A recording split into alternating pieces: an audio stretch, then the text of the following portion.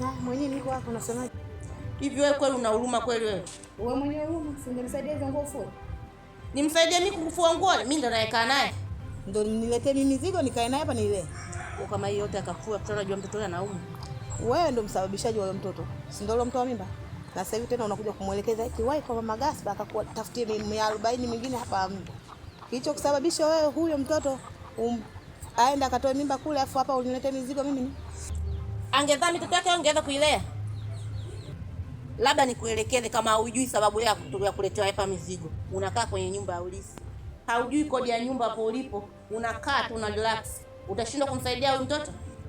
Mtu anayekaa kwenye nyumba ya ulisi yeyote mizigo yote juu yake yeye. Yaani kukaa kwenu mimi kukaa kwangu mimi kwenye nyumba ya ulisi ndio imekuwa shida ya kuniletea mizigo yote mimi nikae naye.